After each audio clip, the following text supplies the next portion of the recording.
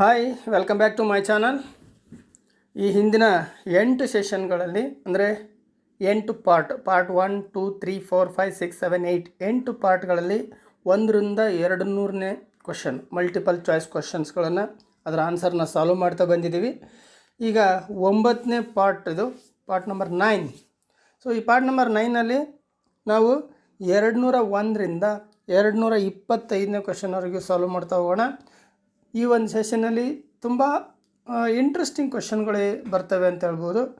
So ಬನ್ನಿ ಹಾಗಾದರೆ, ಯಾಕೆಂದರೆ ಎ ಸಿ ಸರ್ಕ್ಯೂಟ್ಗೆ ಸಂಬಂಧಪಟ್ಟಿರ್ತಕ್ಕಂಥ ಕ್ವಶನ್ಗಳು, single phase A C circuits, polyphase A C ಸರ್ಕ್ಯೂಟ್ಸ್ಗೆ ಸಂಬಂಧಪಟ್ಟಂಥ ಕ್ವಶನ್ಗಳು ತುಂಬಾ ಇಂಟ್ರೆಸ್ಟಿಂಗ್ ಆಗಿರ್ತವೆ.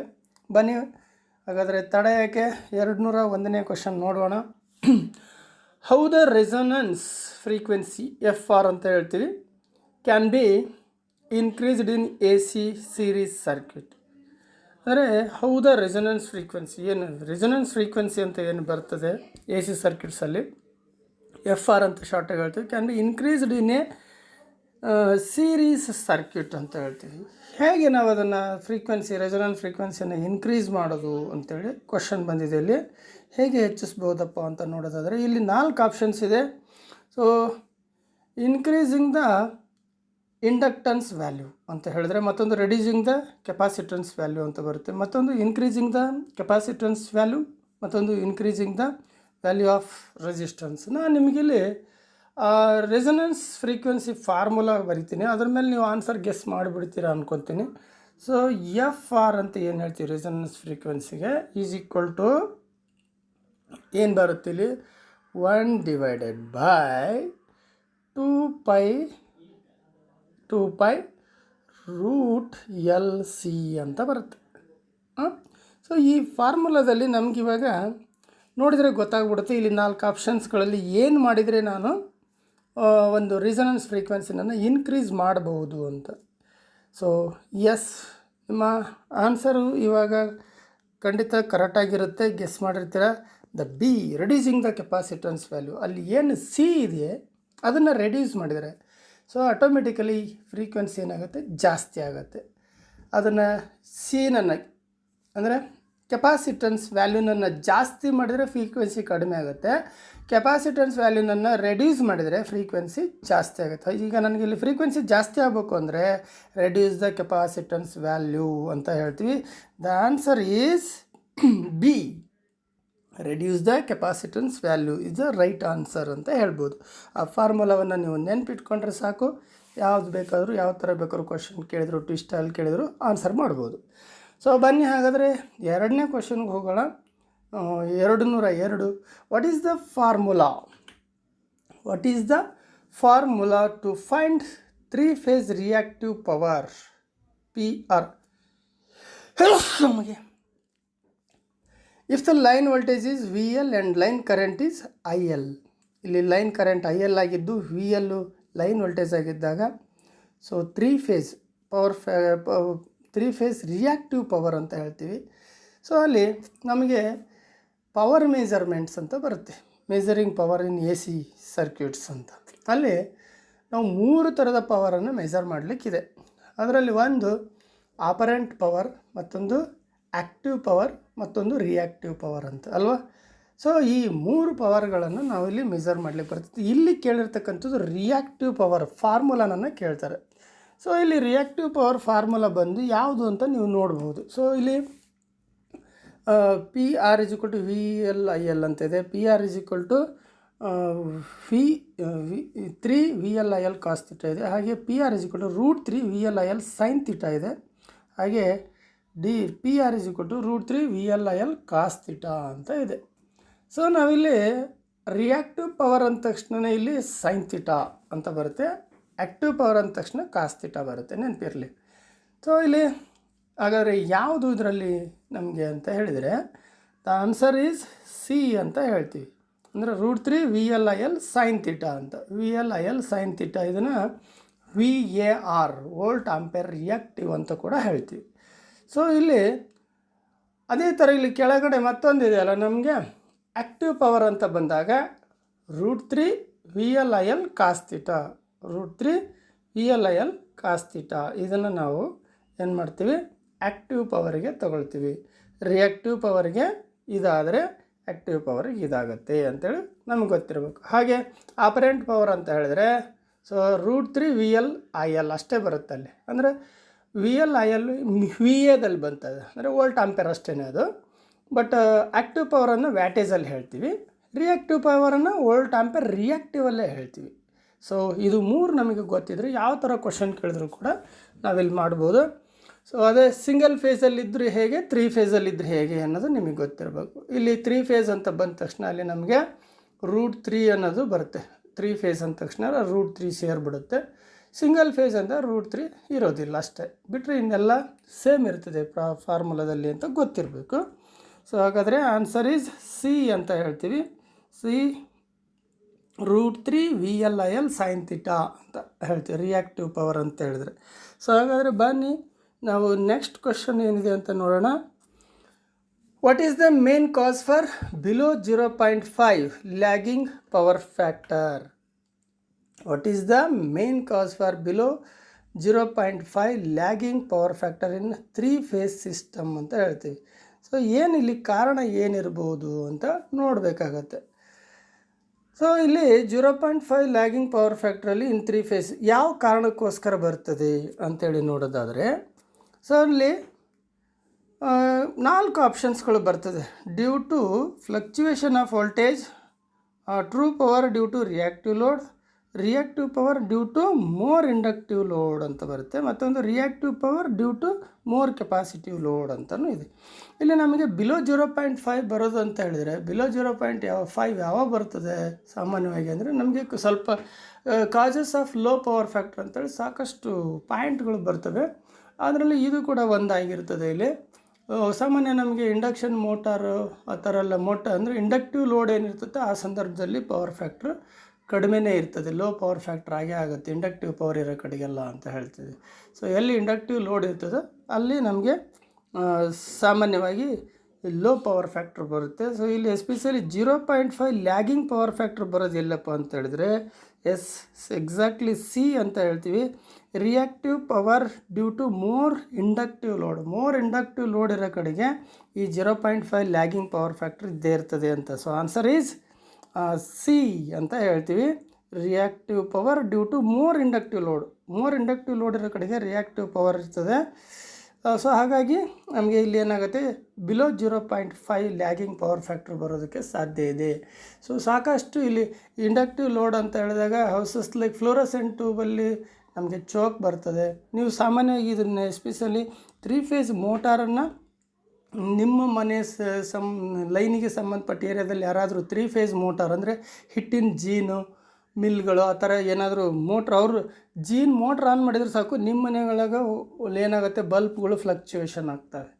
ಸೊ ಅದು ಯಾಕೆ ಅಂತ ಹೇಳಿದ್ರೆ ಅಲ್ಲಿ ಅವ್ರದ್ದು ಇಂಡಕ್ಟಿವ್ ಲೋಡ್ ಪವರ್ ಫ್ಯಾಕ್ಟ್ರನ್ನ ಏನು ಮಾಡಿಬಿಡ್ತದೆ, ಕಡಿಮೆಗೊಳಿಸ್ಬಿಡ್ತದೆ. ಆವಾಗ ನಿಮ್ಮ ಮನೆಯಲ್ಲಿರ್ತಕ್ಕಂಥ ಬಲ್ಪ್ಗಳು ಕೂಡ ಡಿಮ್ ಆಗಿ ಬರ್ತವೆ ಅಂತ ಹೇಳ್ತೀವಿ. ಸೊ ಇದು ಇಂಡಕ್ಟಿವ್ ಲೋಡು ಎಲ್ಲಿ ಮೋರ್ ಇಂಡಕ್ಟಿವ್ ಲೋಡ್ ಇರ್ತದೆ ಅಲ್ಲಿ ರಿಯಾಕ್ಟಿವ್ ಪವರ್ ಇದ್ದು ಆ ಕಾರಣದಿಂದ 0.5 ಲ್ಯಾಗಿಂಗ್ ಪವರ್ ಫ್ಯಾಕ್ಟರ್ ಆಗುತ್ತೆ ಅಂತ ಗೊತ್ತಿರಲಿ.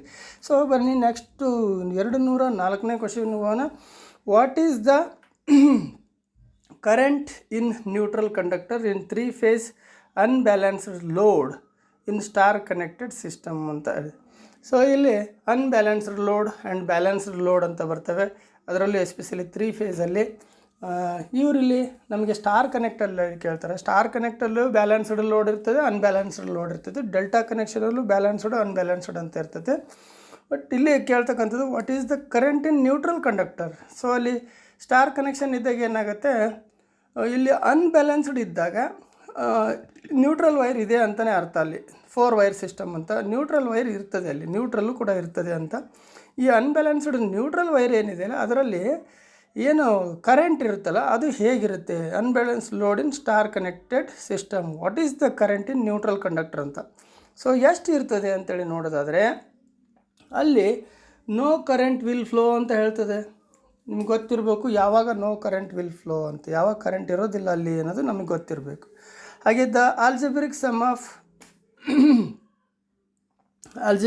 ಆಫ್ ಕರೆಂಟ್ ಇನ್ 3 ಫೇಸಸ್ ಅಂತ ಹೇಳ್ತಾರೆ. ಅಂದರೆ 3 ಫೇಸಲ್ಲಿರ್ತಕ್ಕಂಥ ಎಷ್ಟಿರ್ತದೆ ಅದರ ಆಲ್ಜಿಬ್ರಿಕ್ ಸಮ್ಮು ನ್ಯೂಟ್ರಲಲ್ಲಿ ಬಂದ್ಬಿಡುತ್ತೆ ಅಂತ.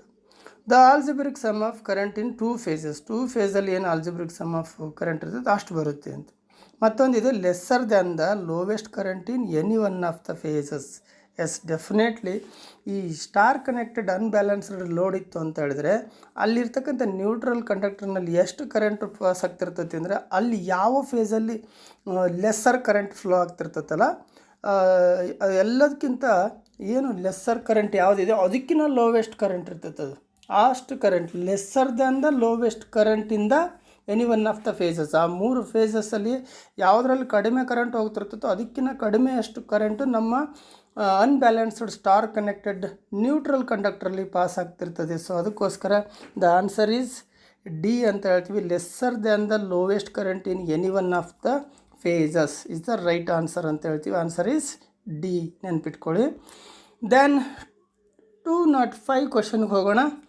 Calculate the apparent power.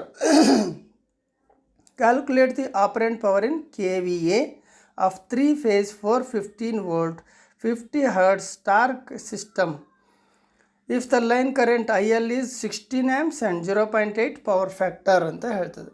So ಇಲ್ಲಿ ನಮಗೆ ಏನು ಗೊತ್ತಿರಬೇಕು, ಕ್ಯಾಲ್ಕುಲೇಷನ್ ಮಾಡಲಿಕ್ಕೆ ಬರಬೇಕಿಲ್ಲಿ. ಏನು ಕ್ಯಾಲ್ಕುಲೇಷನ್ ಮಾಡಬೇಕಿಲ್ಲಿ? ಆಪರೆಂಟ್ ಪವರ್ ಫಾರ್ಮುಲಾ ತೊಗೊಳ್ಬೇಕು. So simple, operant power formula ತೊಗೊಂಡ್ರೆ ನಾವೇನು ಮಾಡ್ಬೋದು, ಇಲ್ಲಿ current calculate the apparent power in KVA of 3 phase ಎಲ್ಲ ಇದೆ ಅಲ್ಲಿ. ಆಪರೆಂಟ್ ಪವರನ್ನು ಕ್ಯಾಲ್ಕುಲೇಷನ್ ಮಾಡೋದಕ್ಕೆ ಏನು ಬೇಕು, ನನಗೆ √3 VL IL ಅಂತ ಇದೆ. ಅಲ್ಲಿಗೆ VL ಇದೆ, IL ಇದೆ. ಸೊ VL IL ಅಂತ ಇದ್ದಾಗ ಸೊ ನನಗೇನಾಗಬೇಕಾಗಿದೆ, ಎಸ್ಪೆಷಲಿ ಅವ್ರೇನು ಹೇಳ್ತಾರೆ ಅದನ್ನು KVAನಲ್ಲಿ ಹೇಳಿ, ಆಪರೆಂಟ್ ಪವರನ್ನು ಇನ್ KVAಯಲ್ಲಿ ಹೇಳಿ ಅಂತ ಹೇಳ್ತಾರೆ. ಸೊ KVAಯಲ್ಲಿ ಹೇಳಬೇಕಾಗತ್ತೆ. ಅಲ್ಲಿ 6th ಇದು ಬಂದುಬಿಟ್ಟು 0.8 ಪವರ್ ಫ್ಯಾಕ್ಟ್ರ್ ಇದೆ. ಬಟ್ ಇಲ್ಲಿ ಆಪರೆಂಟ್ ಪವರ್ ಅದ ಅಂತ ಅಂದಾಗ ನಾನಲ್ಲಿ ಏನು ಮಾಡ್ತೀನಿ ನೋಡಿ. ಸೊ ಆನ್ಸರ್ನ ಮಾಡಿಬಿಡಿ. ನೀವು ಹೇಗೆ ಮಾಡ್ತೀರೋ ಆನ್ಸರ್ನ ಫಾರ್ಮುಲಾ √3 VL IL ಹಾಕ್ಕೊಂಡು ಅಲ್ಲಿ ವ್ಯಾಲ್ಯೂಗಳನ್ನು ಪುಟ್ ಮಾಡ್ತಾ ಹೋದರೆ ಆಯಿತು, ನಿಮಗೆ ಆಪರೆಂಟ್ ಪವರ್ ಸಿಗುತ್ತೆ. ಸೊ ಹಾಗೆ ಇದನ್ನು ಮಾಡಿ ನೋಡಿ, ಗೊತ್ತಾಗುತ್ತೆ. Apparent power is equal to √3 VL IL. So ಇದನ್ನು ಹಾಕಿದರೆ ನಿಮಗೆ ಸಿಗುತ್ತೆ ಅಂತ ನಾನು ಹೇಳ್ತೀನಿ. ಆನ್ಸರ್ನ ನೀವು ಕ್ಯಾಲ್ಕುಲೇಷನ್ ಮಾಡಿ ಹೇಳ್ಬೋದು. ದ ಆನ್ಸರ್ ಈಸ್ ಇಲ್ಲಿ ನಮಗೆ ಬಿ ಬರ್ತದೆ ನೋಡಿ, 11.5 KVA ಆಗುತ್ತೆ ನಮಗದು. So 11.5 KVA is the right answer ಅಂತ ಹೇಳ್ತೀವಿ. ಸೊ ಅಲ್ಲಿ √3 ಹಾಕಬೇಕಾದಾಗ ನಾವೇನು ಮಾಡ್ತೀವಿ, √3 ಜಾಗದಲ್ಲಿ 1.732 ಹಾಕಬೇಕಾಗತ್ತೆ. 1.732 ಇಂಟು 415 ಇಂಟು ಅಲ್ಲಿ ಕರೆಂಟ್ ಎಷ್ಟಿದೆ ಅಷ್ಟನ್ನು ಹಾಕಿದರೆ ಆಯಿತು, ಹೌದಾ? ಇಷ್ಟು ಹಾಕ್ಬಿಟ್ಟು ನೀವೇನು ಮಾಡ್ಬೋದು, ಈಗ ಆಪರೆಂಟ್ ಪವರ್ನ ನೀವಲ್ಲಿ ಕ್ಯಾಲ್ಕುಲೇಟ್ ಮಾಡ್ಬೋದು. ಸೊ ಆನ್ಸರ್ನ ನೀವು ಮಾಡಿ ನೋಡಿ, ಒಂದು ಸರಿ ಗೊತ್ತಾಗುತ್ತೆ. ಫಾರ್ಮುಲಾ ಅಪ್ಲೈ ಮಾಡಿ, ಖಂಡಿತ ಆನ್ಸರ್ ಈಸ್ 11.5 KVA ಬಂದೇ ಬರುತ್ತೆ. ಫಾರ್ಮುಲಾ ಅಪ್ಲೈ ಮಾಡಿ ನೋಡ್ಬೋದು. ನೆಕ್ಸ್ಟ್ 206ಗೆ ಹೋಗೋಣ. ಅಲ್ಲೇ 206ಅಲ್ಲಿ what will be the reading of 2 watt meters W1 and W2 in 3 phase power measurement if the power factor is 0. ನೋಡಿ, ಪವರ್ ಫ್ಯಾಕ್ಟರ್ 0 ಇದ್ದಾಗ ನಮಗಲ್ಲಿ ಯಾವ ಥರದ ರೀಡಿಂಗ್ಗಳು ಇರ್ತದೆ ಅಂತೇಳಿ ಬೇಕು. ಸೊ ಅಲ್ಲಿ 4 ಆಪ್ಷನಲ್ಲಿ W1 W2 both are positive reading ಅಂತ ಹೇಳ್ತಾರೆ. ಬಿನಲ್ಲಿ W1 is positive and W2 is negative reading ಅಂತ ಹೇಳ್ತದೆ. ಹಾಗೆ W1 is equal to W2 ಅಂತ, W1ಗೆ ಎಷ್ಟು ಇರುತ್ತೋ W2 ಅಷ್ಟೇ ಇರ್ತದೆ ವಿತ್ ಅಪೋಸಿಟ್ ಸೈನ್ಸ್ ಅಂತ ಹೇಳ್ತದೆ. ನೋಡಿ, W1 is equal to W2 but with opposite signs ಅಂತ ಹೇಳುತ್ತೆ.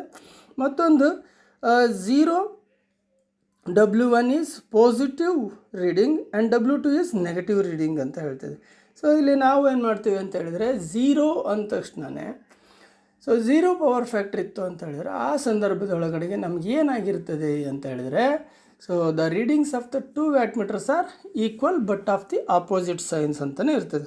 ಅದರ ಅರ್ಥ W1 is equal to, so W1 is equal to W2 but with the opposite signs. W1 W2 ಎರಡೂ ಒಂದೇ ಥರ ರೀಡಿಂಗ್ ತೋರಿಸ್ತದೆ, ಬಟ್ ಆಪೋಸಿಟ್ ಸೈನ್ಸಲ್ಲಿ ಇರ್ತದೆ.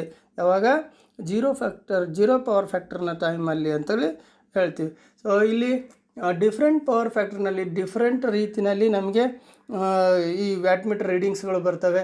ಅದನ್ನೆಲ್ಲ ಗೊತ್ತಿರಬೇಕು. ಯೂನಿಟಿ ಪವರ್ ಫ್ಯಾಕ್ಟ್ರ್ ಇತ್ತು ಅಂತ ಹೇಳಿದ್ರೆ ಏನಾಗುತ್ತೆ ಅಂದರೆ ಅಲ್ಲಿ 2 ವ್ಯಾಟ್ ಮೀಟರ್ಸ್ ಏನಿರ್ತಾವೆ ಅವೆರಡೂ ಈಕ್ವಲ್ ವ್ಯಾಲ್ಯೂನಲ್ಲೇ ತೋರಿಸ್ತಿರ್ತವೆ. ಹಾಗಾಗಿ ನಾವೇನು ಮಾಡ್ತೀವಿ, ಅದರ ಟೋಟಲ್ ಪವರ್ನ 2 into any one of the watt meter reading ಅಂತ ತೊಗೊಳ್ತೀವಿ.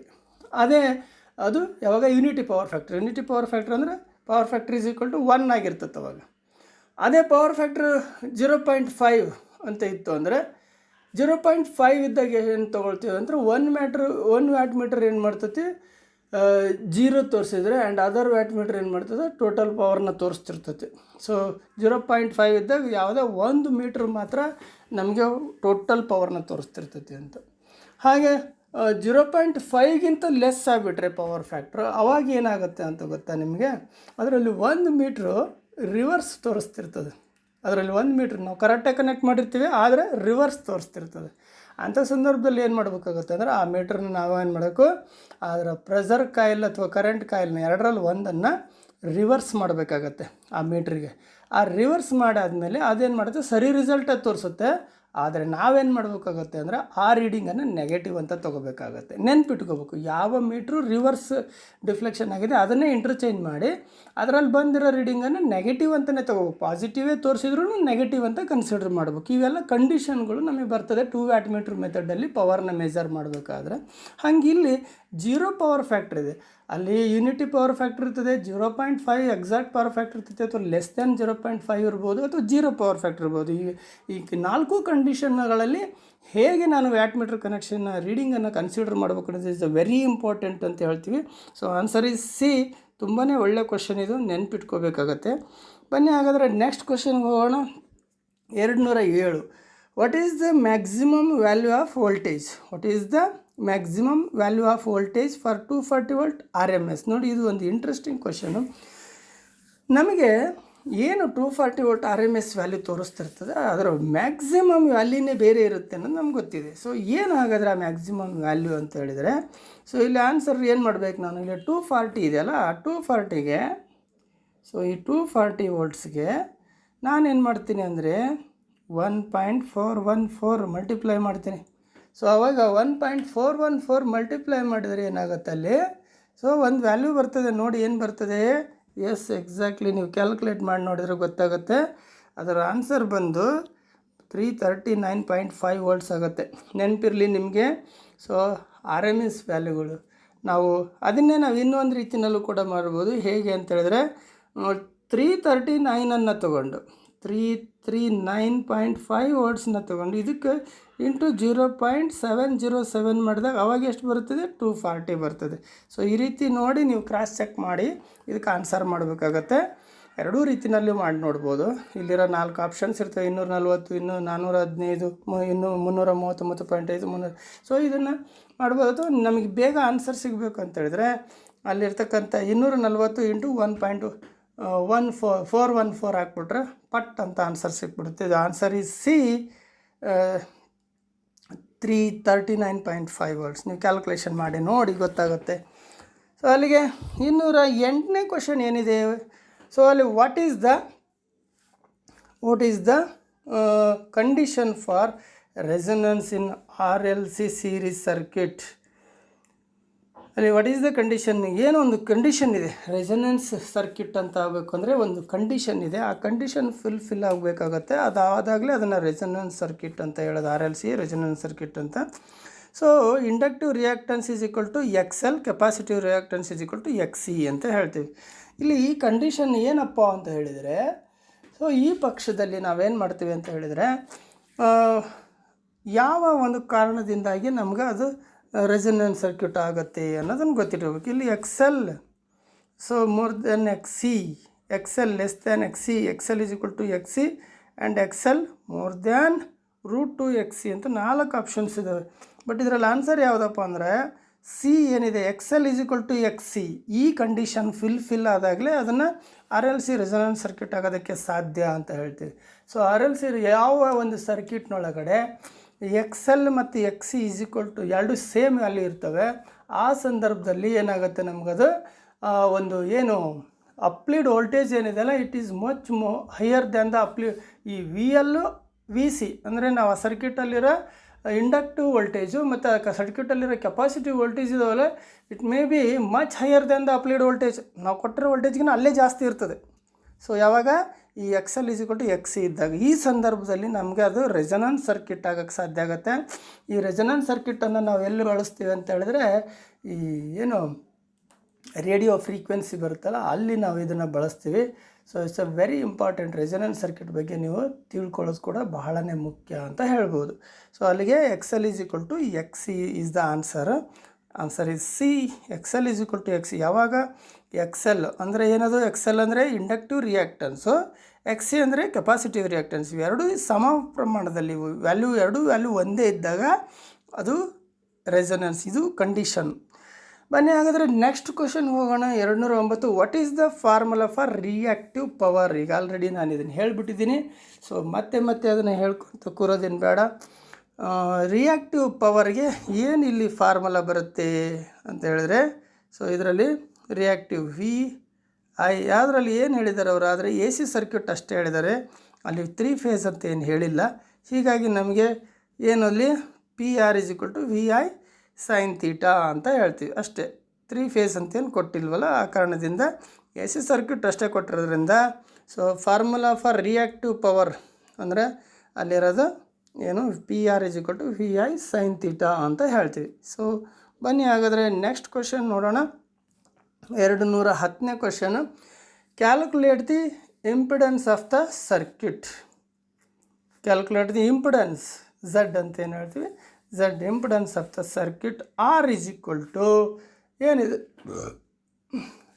So R = 55 Ω, XL = 36 Ω and XC = 24 Ω. ಇಷ್ಟಿದ್ದಾಗ ಏನು ಮಾಡಬೇಕು? ನಾನಲ್ಲಿ ಇಂಪಿಡೆನ್ಸನ್ನು ಕ್ಯಾಲ್ಕುಲೇಟ್ ಮಾಡಬೇಕು. ಸೊ ಇಂಪಿಡೆನ್ಸ್ ಕ್ಯಾಲ್ಕುಲೇಟ್ ಮಾಡಿದಾಗ ನನಗೆ ಎಷ್ಟು ಬರುತ್ತೆ ಅದರದ್ದು ಆನ್ಸರು ಅನ್ನೋದನ್ನು ನಾನಿಲ್ಲಿ ನೋಡಬೇಕಾಗತ್ತೆ. ಸೊ ಇಲ್ಲಿ ಫಾರ್ಮುಲಾ ನಮಗೆ ಗೊತ್ತಿದೆ. ಏನಪ್ಪ ಅಂತೇಳಿದ್ರೆ Z R² + XL - XC² ಅಂತ ಬರ್ತದೆ. ಹೌದಾ? ಇಲ್ಲಿ XCನೂ ಕೊಟ್ಟರೆ XL ಕೊಟ್ಟಿದ್ದಾರೆ. ಸೊ ಫಾರ್ಮುಲಾ ಒಂದು ಗೊತ್ತಿದ್ದರೆ ಸಾಕು. ಏನು? Z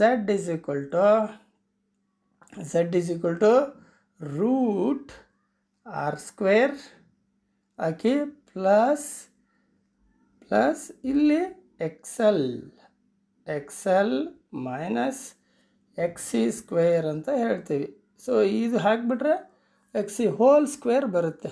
ಸೊ ಇಷ್ಟು ಹಾಕಿಬಿಟ್ರೆ ಸಾಕು. ಈ ಫಾರ್ಮುಲಾ ಹಾಕಿದರೆ ನನಗೆ ಇದನ್ನು ಫೈಂಡ್ ಔಟ್ ಮಾಡಲಿಕ್ಕಾಗತ್ತೆ. ಸೊ ಯಾವುದು? ಇಂಪಿಡೆನ್ಸ್ Z-ಅನ್ನು ಫೈಂಡ್ ಔಟ್ ಮಾಡಬೇಕು. ನಾನು ಇನ್ನೊಂದು ಸರಿ ಇಲ್ಲಿ ಫಾರ್ಮುಲಾನ ದೊಡ್ಡದಾಗೆ ಬರ್ತೀನಿ. Z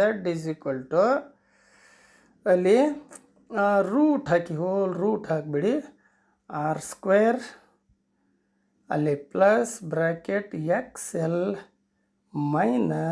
XC² ಇಷ್ಟು ಹಾಕಿಬಿಟ್ರೆ ಸಾಕು. ಅಲ್ಲಿ ನಿಮಗೆ R ಇದೆ, ರೆಸಿಸ್ಟೆನ್ಸ್ 5² ಹಾಕಿದರೆ 5 5 25 ಆಗುತ್ತೆ. XL ಇದೆ 36 XC 24. ಇದನ್ನು ಹಾಕಿ ನೀವು 36ರಲ್ಲಿ 24 ಲೆಸ್ ಮಾಡಿ. 36ರಲ್ಲಿ 24 ಲೆಸ್ ಮಾಡಿದಾಗ ಎಷ್ಟು ಉಳಿತದೆ ನಿಮಗೆ?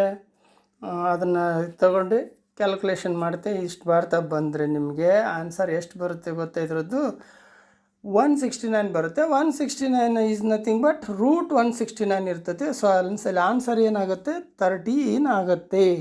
ಆನ್ಸರ್ ಎಷ್ಟಾಗುತ್ತೆ?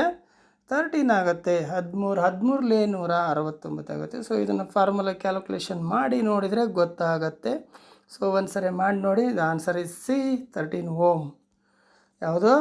Z ಇಲ್ಲಿ ಇಂಪಿಡೆನ್ಸ್ ಅದು 13 Ω ಬರುತ್ತೆ. ಕ್ಯಾಲ್ಕುಲೇಷನ್ ಮಾಡಿ ನೀವು ಒಂದು ಸರಿ ನೋಡಿ ಗೊತ್ತಾಗುತ್ತೆ. What is the phase displacement in a 3 phase AC circuit? ಮುಂದಿನ ಕ್ವಶನಲ್ಲಿ what is the phase displacement? What is the phase displacement? ಇದನ್ನ ಆಲ್ರೆಡಿ ನಾನು ಸಾಕಷ್ಟು ಥಿಯರಿನಲ್ಲಿ ಹೇಳ್ತಾನೆ ಇದ್ದೀನಿ. 3 ಫೇಸ್ AC ಸರ್ಕ್ಯೂಟ್ ಅಂತ ಹೇಳಿದ ತಕ್ಷಣವೇ ಫೇಸ್ ಡಿಸ್ಪ್ಲೇಸ್ಮೆಂಟ್ 120 ಡಿಗ್ರಿ ಅಂತ ನೆನ್ಪಿಟ್ಕೋಬೇಕು. ಸೊ ಅಲ್ಲಿ 120 ಡಿಗ್ರಿ ಆಗಿರೋದ್ರಿಂದ ಏನಾಗುತ್ತೆ? ಆ 3 ಫೇಸ್ಗಳು ನಮಗೇನಾಗುತ್ತೆ? ಒಂದು ಮ್ಯಾಕ್ಸಿಮಮ್ ವ್ಯಾಲ್ಯೂ, ಒಂದು 0ದಿಂದ ಸ್ಟಾರ್ಟ್ ಆದರೆ ಒಂದು ಮ್ಯಾಕ್ಸಿಮಮ್ ಪಾಸಿಟಿವ್ ವ್ಯಾಲ್ಯೂ, ಒಂದು ನೆಗೆಟಿವ್ ಮ್ಯಾಕ್ಸಿಮಮ್ ವ್ಯಾಲ್ಯೂ, 3 ಆಲ್ಟರ್ನೇಟಿವಲ್ಲಿ 3 ಫೇಸ್ಗಳು. ಅದು 120 ಡಿಗ್ರಿ ಎಲೆಕ್ಟ್ರಿಕಲ್ ಅಪಾರ್ಟ್ ಇರ್ತೈತೆ. ಫೇಸ್ ಡಿಸ್ಪ್ಲೇಸ್ಮೆಂಟ್ ಬಂದು ಇಲ್ಲಿ 120 ಡಿಗ್ರಿ ಇರ್ತದೆ. ಬಟ್ ಇಲ್ಲಿ ಆನ್ಸರು ಏನಿದೆ ನೋಡಿ, ಎ ಇದೆ. ಬಟ್ ಯಾಕೆ ಅಂದರೆ ಇದು ಸಿಂಗಲ್ ಫೇಸಿಗೆ ಸಂಬಂಧಪಟ್ಟದ್ದಾಗಿರ್ತದೆ 90 ಡಿಗ್ರಿ ಅನ್ನೋದು. ಸೊ ಇದು 120 degree is the right answer, ನೆನ್ಪಿಟ್ಕೊಳ್ಳಿ, ದ ಬಿ. ಹಾಗಾದರೆ ನೆಕ್ಸ್ಟ್ ಕ್ವಶನ್ಗೆ ಹೋಗೋಣ ಬನ್ನಿ. 212ನೇ ಕ್ವಶನ್ ಏನು ಹೇಳುತ್ತೆ ಅಂದರೆ, what is the relation between the line voltage VL and phase voltage VP in star connected system? ನೋಡಿ, ನಮಗಿಲ್ಲಿ ಎರಡು ಥರ ಕನೆಕ್ಷನ್ ಬರುತ್ತೆ, ಸ್ಟಾರ್ ಕನೆಕ್ಷನ್ ಮತ್ತು ಡೆಲ್ಟಾ ಕನೆಕ್ಷನ್. ಈ ಸ್ಟಾರ್ ಕನೆಕ್ಷನ್ನಲ್ಲಿ ಮತ್ತು ಡೆಲ್ಟಾ ಕನೆಕ್ಷನ್ ಎರಡೂ ಕಡೆ ನನಗೆ ಲೈನ್ ವೋಲ್ಟೇಜು ಮತ್ತು ಫೇಸ್ ವೋಲ್ಟೇಜ್ ಅಂತ ಬರುತ್ತೆ. ಇವೆರಡರ ರಿಲೇಷನ್ಶಿಪ್ಪನ್ನು ಚೆನ್ನಾಗಿ ನಾವು ತಿಳ್ಕೊಬೇಕಾಗತ್ತೆ. ಸೊ ಹಾಗೆ ತಿಳ್ಕೊಂಡ್ರೆ ನನಗೆ ಭಾಳ ಈಸಿಯಾಗಿ ಆನ್ಸರ್ ಮಾಡ್ಬೋದು. ಎರಡಕ್ಕೂ ಯಾವುದೇ ಥರ ಕೇಳಿದ್ರು ಕೂಡ ಹೇಳ್ಬೋದು. ಇಲ್ಲಿ ಫಾರ್ ಎಕ್ಸಾಂಪಲ್ 4 ಆಪ್ಷನ್ನಲ್ಲಿ VL = √3 V ಫೇಸ್ ಅಂತ, ಇದನ್ನ ಅರ್ಥ VP ಮೀನ್ಸ್ V ಫೇಸ್ ಅಂತ. VL = 3 VP, VL = VP by √3, VL = VP by √3, VP by 3 ಅಂತ 3 ಆಪ್ಷನ್ಸ್ಗಳಿದ್ದಾವೆ. ಸೊ ಇಲ್ಲಿ ಆನ್ಸರ್ ಬಂದ್ಬಿಟ್ಟು ನಮಗೆ VL = √3 VP ಅಂತ ಹೇಳ್ತೀವಿ ಸ್ಟಾರ್ ಕನೆಕ್ಷನ್ನಲ್ಲಿದ್ದಾಗ. ಎಸ್ಪೆಷಲಿ ನೆನ್ಪಿಟ್ಕೊಳ್ಳಿ, ಸ್ಟಾರ್ ಕನೆಕ್ಷನ್ ಅಂದರೆ ಈ ರೀತಿ ಇರ್ತದೆ ನೋಡಿ, ಇದೇ ಸ್ಟಾರ್ ಕನೆಕ್ಷನ್ ಅಂದರೆ. ಈ ಸ್ಟಾರ್ ಕನೆಕ್ಷನ್ ಇದ್ದಾಗ ನಮಗೆ ಏನಾಗುತ್ತೆ ಇಲ್ಲಿ ಅಂತ ಹೇಳಿದರೆ, ಸ್ಟಾರ್ ಕನೆಕ್ಷನ್ ಇರುವಾಗ ನಮಗೆ ಈ ಏನು ಲೈನ್ಗಳು ಬರ್ತವೆ, ಈ ಲೈನ್ಗಳು ಇದು ಒಂದು ಇಲ್ಲಿ ಫೇಸ್ ಅಂದರೆ ಇಲ್ಲಿ ಬರ್ತದೆ. ಸೊ ಫೇಸು ಮತ್ತು ಲೈನು ಇದರ ವ್ಯತ್ಯಾಸ ಇಷ್ಟು ತಿಳ್ಕೊಬೇಕು. ಅಲ್ಲಿ ಏನಪ್ಪ ಇರ್ತದೆ ಅಂತ ಹೇಳಿದ್ರೆ, VL ಅಂದರೆ line voltage = √3 times of V phase ಇರುತ್ತೆ ಅಂತ ಹೇಳ್ತದೆ. V phase, VL = V phase. ಅದೇ ನಾವು ಸ್ಟಾರ್ ಕನೆಕ್ಷನಲ್ಲಿ ಕರೆಂಟ್ ಬಗ್ಗೆ ತಿಳ್ಕೊಳ್ಳೋಕೆ ಹೋದರೆ ಏನಿರುತ್ತದೆ, IL = I ಫೇಸ್ ಇರುತ್ತೆ. ಅಂದರೆ ಈ ಸ್ಟಾರ್ ಕನೆಕ್ಷನ್ನಲ್ಲಿ ಲೈನ್ ಕರೆಂಟು ಮತ್ತು ಫೇಸ್ ಕರೆಂಟು ಎರಡೂ ಸೇಮ್ ಇರ್ತದೆ. IL = I ಫೇಸ್ ಇರ್ತದೆ. ಬಟ್ ವೋಲ್ಟೇಜ್ ಹಾಗಲ್ಲ, VL = √3 times of V phase ಇರ್ತದೆ. ಸೊ ಅದನ್ನು ನಾವಿಲ್ಲಿ ತಿಳ್ಕೊಬೇಕಾಗಿದೆ. ಸೊ ಮೇನ್ ಇಂಪಾರ್ಟೆಂಟ್ ಅಂತ ಹೇಳಿದ್ರೆ ಅದೇ VL = √3 of the V phase ಅಂತ ತಿಳ್ಕೊಳ್ತೀವಿ. ಸೊ ಅಲ್ಲಿ ಆನ್ಸರ್ ಈಸ್ ಯಾವುದು, ಎ ಅಂತ ಏನಿದೆ, this is the right answer. VL = √3 V phase. ಅದೇ ನಾನು ಡೆಲ್ಟಾ ಕನೆಕ್ಷನ್ಗೆ ಹೋದೆ ಅಂದರೆ VL = V ಫೇಸ್ ಇರ್ತದೆ. VL = V phase. ಡೆಲ್ಟಾದಲ್ಲಿ ಹೋದರೆ VL = V ಫೇಸ್ ಇರ್ತದೆ ಅಷ್ಟೇ. VL = V ಫೇಸ್ ಇರ್ತದೆ ಡೆಲ್ಟಾದಲ್ಲಿ. ಅದೇ ಸ್ಟಾರಲ್ಲಿ ಬಂದರೆ VL = √3 V ಫೇಸ್ ಇರ್ತದೆ. ಅದೇ ಕರೆಂಟ್ ವಿಚಾರದಲ್ಲಿ ಹೋದರೆ ಇಲ್ಲಿ ಸ್ಟಾರಲ್ಲಿ IL = I ಫೇಸ್ ಇರ್ತದೆ. ಅದೇ ಡೆಲ್ಟಾದಾಗ ಹೋದರೆ IL = √3 ಆಫ್ I ಫೇಸ್ ಬರ್ತದೆ. ಸೊ ಇದು ನೆನ್ಪಿಟ್ಕೋಬೇಕು ನಾವು. ಸೊ ಬನ್ನಿ, ಹಾಗಾದರೆ ಆನ್ಸರ್ ಈಸ್ ಎ ಅಂತ ಹೇಳ್ತೀವಿ. VL = √3 V phase. So this is the answer. ಸನ್ನಿ ನೆಕ್ಸ್ಟ್ ಕ್ವಶನ್ಗೆ ಹೋಗೋಣ. 213. So calculate the line current of 3-phase 415 volt 50 Hz supply for the balanced load of 3000 watt at 0.8 power factor ಅಂತ ಹೇಳ್ತಾರೆ. So ಇಲ್ಲಿ ನಮಗೆ ಏನು ಕ್ಯಾಲ್ಕುಲೇಷನ್ ಹೇಗೆ ಮಾಡಬೇಕು ಇಲ್ಲಿ ಕೂಡ ಅಂತ ಹೇಳಿದ್ರೆ, ಇಲ್ಲಿ calculate the line current of 3-phase 415 line ಕರೆಂಟನ್ನು ಕ್ಯಾಲ್ಕುಲೇಟ್ ಮಾಡಬೇಕಾಗಿದೆ ಫಾರ್ ದಿ ಬ್ಯಾಲೆನ್ಸ್ಡ್ ಲೋಡ್ ಅಂತ ಹೇಳ್ತೀವಿ. ಬ್ಯಾಲೆನ್ಸ್ಡ್ ಲೋಡ್ ಇದೆ ಇಲ್ಲಿ. ಆ ಬ್ಯಾಲೆನ್ಸ್ಡ್ ಲೋಡ್ ಅಂತ ಅಲ್ಲಿ 3000 ವ್ಯಾಟ್ಸ್ ಇದೆ, 0.8 power factor is connected in star ಅಂತ ಹೇಳ್ತಾರೆ. ಫಾರ್ಮುಲಾ ಗೊತ್ತೇ ಇದೆ ನಮಗೆ. ಪವರ್ ನನಗೆ ಲೈನ್ ಕರೆಂಟ್ ಕಂಡುಹಿಡಿಬೇಕು ಇಲ್ಲಿ, but formula √3 VL IL cos θ ಇದು ಗೊತ್ತಿದೆ ನನಗೆ. ಇಲ್ಲಿ √3 VL IL cos θ ಗೊತ್ತಿದೆ ಅಂದಮೇಲೆ ನನಗೆ P = √3 VL IL cos θ. ನನಗೆ P ಗೊತ್ತು 3000 ಅಂತ, √3 ಅದು ಗೊತ್ತಿದೆ 1.732 ಗೊತ್ತಿರ್ತದೆ. VL ಗೊತ್ತು ನನಗೆ, VL ಎಷ್ಟಿದೆ 415 ವೋಲ್ಟ್ಸ್ ಇದೆ. IL ಗೊತ್ತು ಎಷ್ಟಾಕಿದ್ದಾನೆ ಇಲ್ಲಿ, IL ಗೊತ್ತಿಲ್ಲ. ಸೊ IL ಫೈಂಡ್ ಔಟ್ ಮಾಡಬೇಕು. Calculate the line current, IL current ಹಿಡಿಬೇಕು. ಕಾಸ್ ಥೀಟಾ ಗೊತ್ತಿದ್ದಾನೆ 0.8. ಅವಾಗ ಏನು ಮಾಡ್ಬೋದು ನಾವು ಅಂತ ಹೇಳಿದ್ರೆ, ಅಲ್ಲಿ P ಇರೋ ಜಾಗದಲ್ಲಿ 3000, √3 ಇರೋ ಜಾಗದಲ್ಲಿ 1.732, VL ಇರೋ ಹತ್ರ 415, IL ಇರೋ ಜಾಗದಲ್ಲಿ IL ಹಾಕ್ಕೊಂಡು ಕಾಸ್ ಥೀಟಾ ಹತ್ರ 0.8 ಹಾಕಿ IL ನಲ್ಲೇ ಬಿಟ್ಬಿಡಿ, ಇನ್ನು ಉಳಿದ ಎಷ್ಟು ವ್ಯಾಲ್ಯೂ ಈ ಕಡೆ ತಾನೆ 3000 ಡಿವೈಡೆಡ್ ಬೈ ಏನಾಗುತ್ತೆ ಅವಾಗ 1.732 × 415 × 0.8 ಆಗುತ್ತೆ. ಅಲ್ಲಿಗೆ ಅದ್ರ ವ್ಯಾಲ್ಯೂ 575 ಬರುತ್ತೆ. ಸೊ ನೀವು ಅದನ್ನ 3000 ಡಿವೈಡೆಡ್ ಬೈ 575 ಮಾಡಿದರೆ 5.2 ಬರ್ತದೆ. ಸೊ ಈ ರೀತಿಯಾಗಿ ನೀವು ಇಲ್ಲಿ ಕ್ಯಾಲ್ಕುಲೇಷನ್ ಮಾಡಿದರೆ ನಿಮ್ಗೆ ಆನ್ಸರ್ ಈಸ್ ಏನಿದೆ ಇದು B is the right answer. 5.2 amps ಬರುತ್ತೆ. ಸೊ ಒಂದ್ಸರಿ ಕ್ಯಾಲ್ಕುಲೇಷನ್ ಮಾಡಿ ನೋಡಿ ನೀವು. ಸೊ ಮೇನ್ ಫಾರ್ಮುಲಾ ಇಲ್ಲಿ ನಾನು ಬರೆದ್ಬಿಡ್ತೀನಿ. ಇದು P is equal to √3 VL/IL cos theta. ಗೊತ್ತಾಯ್ತಾ? ಈ ಫಾರ್ಮುಲಾ ಅಪ್ಲೈ ಮಾಡಬೇಕಲ್ಲಿ. P is equal to √3 VL/IL cos theta. ಅಲ್ಲಿ ಪಿನೂ ಗೊತ್ತು ನಿಮಗೆ, √3 ವ್ಯಾಲ್ಯೂ ಗೊತ್ತು, VL ಗೊತ್ತು, IL ಗೊತ್ತಿಲ್ಲ, ಅದನ್ನು ಕಂಡುಹಿಡಿಬೇಕು. ಕಾಸ್ ಥೀಟನೂ ಗೊತ್ತು. ಎಲ್ಲ ಗೊತ್ತಿದ್ದಾದಮೇಲೆ ಒಂದು ವ್ಯಾಲ್ಯೂ ಗೊತ್ತಿಲ್ಲ ಅಂದರೆ ಈಸಿಯಾಗಿ ಕಂಡುಹಿಡಿಬೋದಲ್ವ. ಮಿಸ್ಸಿಂಗ್ ವ್ಯಾಲ್ಯೂ 1 ಮಿಸ್ಸಿಂಗ್ ವ್ಯಾಲ್ಯೂ ಇದ್ದರೆ ರಿಮೈನಿಂಗ್ ಎಲ್ಲ ನೌನ್ ವ್ಯಾಲ್ಯೂಸ್ ಇದೆ ಅಂದರೆ ಆರಾಮಾಗಿ ಕಂಡುಹಿಡಿಬೋದು. ಅದು ಈ ಫಾರ್ಮುಲಾ ಒಂದು ಗೊತ್ತಿದ್ಬಿಟ್ರೆ ಸಾಕು, ಇದಕ್ಕೆ ಆನ್ಸರ್ನ ನೀವು ಕಂಡುಹಿಡಿಬೋದಾಗಿದೆ. ಬನ್ನಿ ಹಾಗಾದರೆ ನೆಕ್ಸ್ಟ್ ಕ್ವಶನ್ಗೆ ಹೋಗೋಣ. ಈ 214ನೇ question. What is the power factor in a 3-phase power measurement of 2 watt meters showing equal readings? ಇದು ಏನೀಗ ಬಂತಲ್ಲ ಅದೇ. What is the power factor in a 3-phase power factor measurement? 3-phase power ಫ್ಯಾಕ್ಟರ್ನ power measurement ಮಾಡೋ ಹತ್ರ ನಮಗೇನಾಗಿದೆ, power factor ಏನಿರ್ತದೆ, what is the power factor ಯಾವಾಗ ಅಂತ ಹೇಳಿದ್ರೆ 2 watt meter showing equal reading ಯಾವಾಗ ತೋರಿಸ್ತವೆ ನಮ್ಮವು ಅಂತ ಹೇಳಿದರೆ ಯೂನಿಟಿ ಪವರ್ ಫ್ಯಾಕ್ಟ್ರ್ ಇದ್ದಾಗ ನಮಗೆ ಈಕ್ವಲ್ ರೀಡಿಂಗ್ ತೋರಿಸ್ತವೆ ಅಂತ ಈ ಜಸ್ಟ್ ಬಿಫೋರ್ ಕ್ವಶನ್ನಲ್ಲಿ ಬಂದಾಗ ಹೇಳಿದೆ. ಯೂನಿಟಿ ಪವರ್ ಫ್ಯಾಕ್ಟ್ರಿ ಇರೋಲ್ಲಿ ಮಾತ್ರ ನಮ್ಮ 3-phase power measurement 2 watt meters ಮೆಥಡಲ್ಲಿ it's showing 2 watt meters are equal readings. 2 ವ್ಯಾಟ್ ಮೀಟ್ರ್ಗಳು ಒಂದೇ ಆದ ರೀಡಿಂಗನ್ನು ತೋರಿಸೋದು ಯಾವಾಗ ಅಂತ ಹೇಳಿದ್ರೆ ನಮ್ಮ ಸರ್ಕ್ಯೂಟ್ನ power factor unity power factor ಇದ್ದಾಗ ಅಂತ ನಮ್ಮ ಥಿಯರಿ ಹೇಳ್ತದಲ್ವ. ಅಲ್ಲಿಗೆ ಯೂನಿಟಿ ಮೀನ್ಸ್ 1 ಅಲ್ವಾ. ಸೊ 1 ಅಂತ ಹೇಳ್ತೀವಿ. ಯೂನಿಟಿ ಪವರ್ ಫ್ಯಾಕ್ಟರ್ ಇದ್ದಾಗ ನನಗೆ ಸರ್ಕ್ಯೂಟಲ್ಲಿರ್ತಕ್ಕಂಥ 2 ವ್ಯಾಟ್ ಮೀಟರ್ಗಳು ಸೇಮ್ ರೀಡಿಂಗನ್ನು ತೋರಿಸ್ತವೆ. ಯಾವುದರಲ್ಲಿ 3-phase ಪವರ್ ಮೆಜರ್ಮೆಂಟ್ ಮೆಥಡಲ್ಲಿ ಅಂತ. ಸೊ ಹಾಗಾದ್ರೆ ಬನ್ನಿ ನೆಕ್ಸ್ಟ್ ಕ್ವಶನ್ಗೆ ಹೋಗೋಣ. 215. Calculate the power factor of coil having resistance of 24 ohm, draws the current off 5 amps and at 240 volts 50 hertz AC supply ಅಂತ ಹೇಳ್ತದೆ. ಸೊ ಕ್ಯಾಲ್ಕುಲೇಟ್ ದಿ ಪವರ್ ಫ್ಯಾಕ್ಟ್ರನ್ನ ನಾವು ಇಲ್ಲಿ ಮೆಜರ್ ಮಾಡಬೇಕಾಗಿದೆ. ಪವರ್ ಫ್ಯಾಕ್ಟ್ರನ್ನ ಮೆಜರ್ ಮಾಡಬೇಕು ಅಂತ ಹೇಳಿದರೆ ನಮಗಿಲ್ಲಿ ಏನು ಬೇಕು? ಸೊ ಒಂದೇ ಒಂದು ಇದು ನೆನಪಿದ್ರೆ ಸಾಕು formula. I is equal to V/Z ಅನ್ನೋ ಫಾರ್ಮುಲಾ ನಮ್ಗೆ ಗೊತ್ತಿರ್ತದೆ. So I is equal to V/Z ಆದಮೇಲೆ ನನಗಿಲ್ಲಿ ಏನು ಬೇಕಾಗಿದೆ, ಝೆಡ್ಡನ್ನು ಫೈಂಡ್ ಔಟ್ ಮಾಡ್ಕೋಬೇಕು. So Z is equal to ಏನಾಗುತ್ತೆ, V/I ಆಗುತ್ತೆ. ಸೊ V ಗೊತ್ತು ನನಗೆ 240 ಅಲ್ವಾ, ಹಾಗೆ ಐನೂ ಗೊತ್ತಲ್ಲ 5 amps ಅಂತ ಇಲ್ಲಿ ಸೊ ಕ್ವಶನಲ್ಲಿದೆ. ಸೊ ಅದನ್ನೇ ಹಾಕಿಬಿಟ್ರೆ ಆಯಿತು, 240 ಡಿವೈಡೆಡ್ ಬೈ 5. ಸೊ ಅಲ್ಲಿಗೆ 240 ಡಿವೈಡೆಡ್ ಬೈ 5 ಹಾಕಿದರೆ ಎಷ್ಟಾಗುತ್ತೆ ನಿಮಗೆ? 5 4 20 5 8 48. So 48. Z is equal to 48 ಆಯ್ತಪ್ಪ. So Z is equal to 48 ಸಿಕ್ತಿವ. Z ಸಿಕ್ಕಾಗಿದೆ ಅಂತ ಹೇಳಿದ್ಮೇಲೆ ಈಸಿಯಾಗಿ ಕಾಸ್ ಥೀಟಾ ಗೊತ್ತಿದೆ ನನಗೆ. Cos theta formula cos theta is equal to R/Z ಅಲ್ವಾ. ನನಗೆ ಆರ್ ಗೊತ್ತು.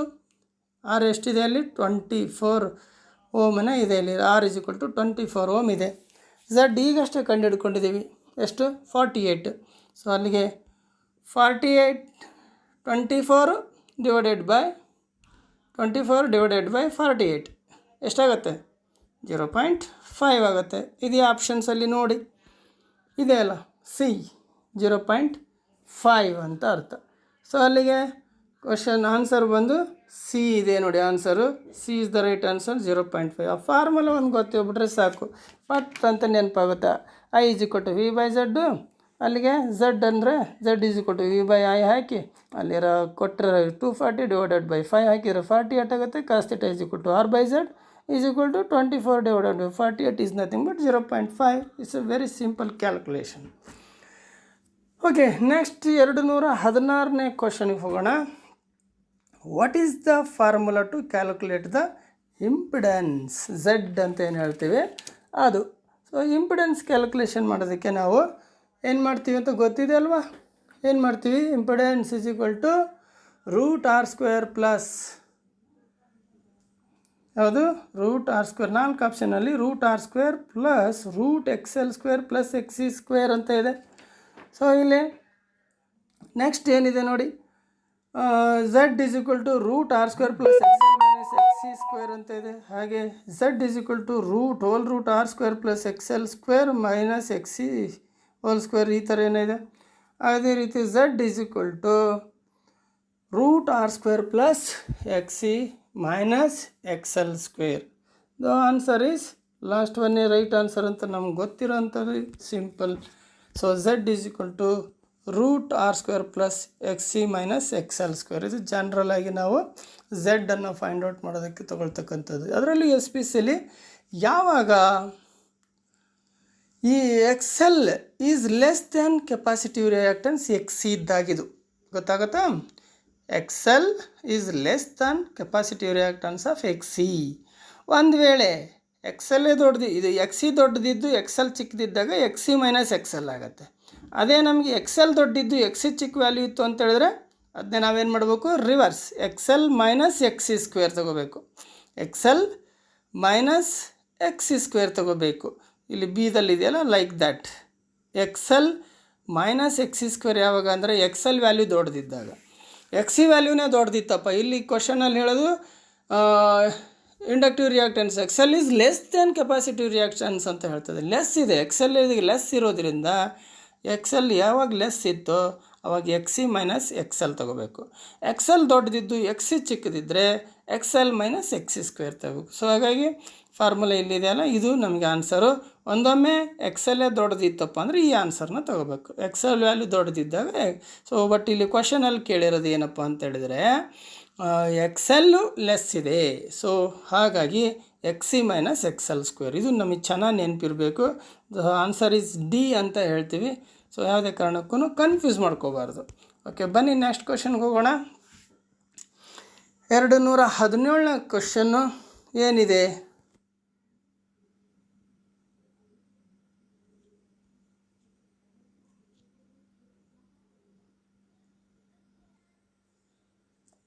ಸೊ ಇಲ್ಲಿ ಕ್ವಶನ್ಗಳು ಇಂಟರ್ನೆಟ್ ಪ್ರಾಬ್ಲಮ್ ಆಗಿದೆ. ಇದರ ಮುಂದಿನ ಕ್ವಶನನ್ನು ನಾನು ಇನ್ನೊಂದು ವಿಡಿಯೋದಲ್ಲಿ ಮಾಡಾಕ್ತೀನಿ. Sorry for the disturbance. Next ವಿಡಿಯೋದಲ್ಲಿ ಕಂಟಿನ್ಯೂ 217ನೇ ಕ್ವಶನಿಂದ ಮುಂದೆ ಹೋಗೋಣ. ಸೊ ನೆಕ್ಸ್ಟ್ ಸೆಷನಲ್ಲಿ ಮಾಡ್ತೀನಿ. ಅಲ್ಲಿವರೆಗೂ have a nice day. Thank you.